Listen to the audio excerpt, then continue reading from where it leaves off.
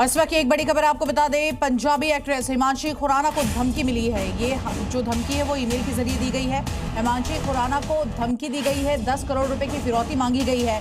तो ये हिमांशी की शिकायत पर FIR दर्ज कर ली गई है। आपको बता दें, हिमांशी खुराना जो कि बिग बॉस कंटेस्टेंट भी रह चुकी है, जानी मानी अभिनेत्री हैं, और इसी के साथ साथ अब बड़ी जानकारी कि उन्होंने पुलिस में शिकायत दर्ज कराई है।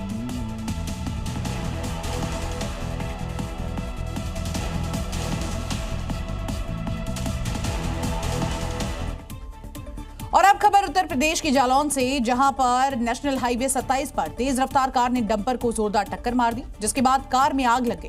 इस दुर्घटना में कार सवार चार्टर्ड अकाउंटेंट राजेश कुशवाहा की जिंदा जलकर मौत हो गई है।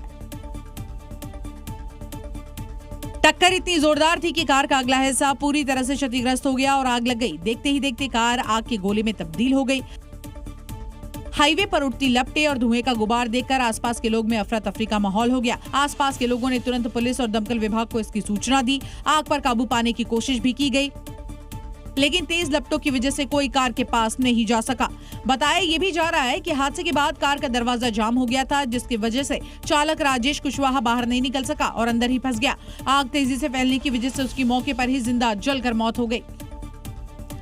मथुरा के वृंदावन में बांके बिहारी मंदिर के पास उस समय हड़कंप मच गया जब मारपीट के दौरान, आपको बता दें, यहाँ पर बीच बचाव करना एक रिटायर्ड जो आर्मी अफसर है उसको काफी भारी पड़ गया। ये पूरा का पूरा मामला क्या है, आपको एक रिपोर्ट के जरिए समझाते हैं। वहीं वारदात का वीडियो भी सामने आया है, जहां मारपीट के दौरान रिटायर्ड आर्मी अफसर ने बुजुर्ग सेवादार की लठ पकड़ ली है। इस दौरान दोनों के बीच थोड़ी खींचतान भी हुई, लेकिन जैसे ही बुजुर्ग सेवादार के हाथ लठ लगी, उसने आर्मी अफसर पर ये चला दिया, जिस वजह से उसका सिर फट गया और दोबारा मारता हुआ उसके साथ गाली गलौज करने लगा। वहीं जब पीड़ित पुलिस के पास पहुंचे तो सेवादार शेखी बघारने लगा, लेकिन यूपी पुलिस ने सेवादार की सारी हेकड़ी ही निकाल दी। उसे एक दुकान से खींचते हुए बाहर ले गए। इस दौरान सेवादार माफी मांगता हुआ दिखाई दे रहा है, लेकिन पुलिस उस सेवादार को पकड़कर थाने ले गई। आरोपी बुजुर्ग सेवादार के खिलाफ शिकायत दर्ज कराता। और अब बात करते हैं बीजापुर की, जहां पर सुरक्षा बलों का एक बड़ा एक्शन देखने को मिला है। नक्सल स्मारकों को सुरक्षा बलों ने यहां तोड़ा है। सुरक्षा बलों ने 4 अवैध स्मारक को तोड़ा है। ये बड़ी जानकारी इस वक्त की। सुरक्षा बलों की चेतावनी जारी की गई, यहाँ पर एक्शन जारी रहेगा कहा गया। तो ये बड़ी जानकारी आपको दे रहे हैं। किस तरह से देखिए, नक्सल स्मारकों को तोड़ा गया है। लाल सलाम पर सुरक्षा बलों का यहाँ बड़ा प्रहार देखने को मिल रहा है।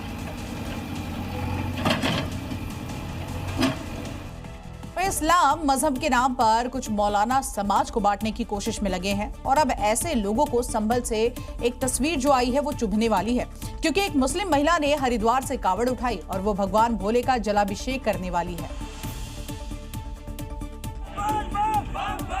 और यही तस्वीर मजहब के ठेकेदारों के सीने पर सांप की तरह लौट रही होगी। हाथ में कावड़ है, कावड़ में भगवान शिव और पार्वती की फोटो है, मटकियों में गंगा जल है और मुंह पर बम भोले के जयकारे हैं।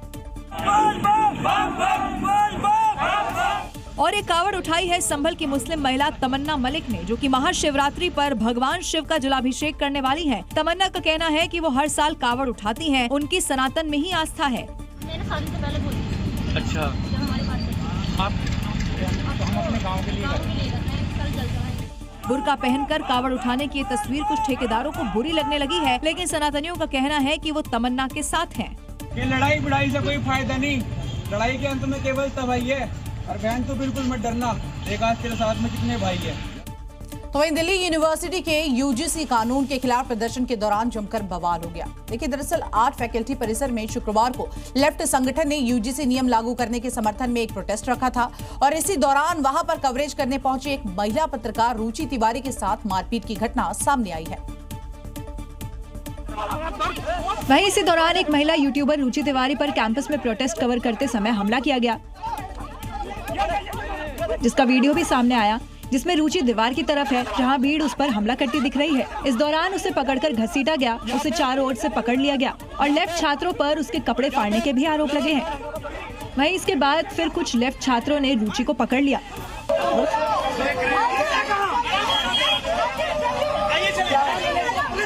इस दौरान लेफ्ट छात्र उसे चारों ओर से घेरकर उसे पकड़कर खींचते नजर आए। इस बीच एक और वीडियो वायरल हुआ, जिसमें धक्का मुक्की के दौरान एक लेफ्ट छात्र गिरती हुई दिख रही है। आरोप है कि रुचि ने पहले उकसाया था।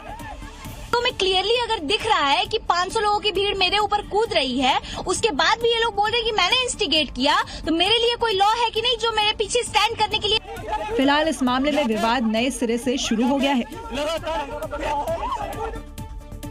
एक तरफ प्यार करने वालों ने वैलेंटाइन डे मनाया तो वहीं दूसरी ओर यूपी पुलिस ने अपराध से प्यार करने वालों का लंगड़ा डे मना दिया। जी हां, शहर शहर यहां पुलिस ने गौ तस्करी करने वालों का हाफ एनकाउंटर कर दिया और उनका फुल हिसाब किताब किया है। भले ही शहर अलग अलग हों, लेकिन इन गो तस्करों का अंजाम एक ही है। योगी की अंतिम वार्निंग के बाद भी नहीं सुधरने वाले इन गो तस्करों का बुलेट ट्रीटमेंट हो रहा है।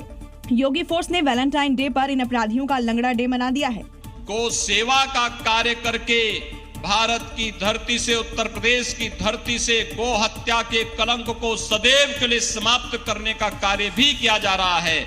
जिस कलंक को योगी हटाने में जुटे हैं, हरदोई का ये गो तस्कर मूसा उसके आड़े आ रहा था, इसलिए पुलिस की गोली से लंगड़ा हो गया।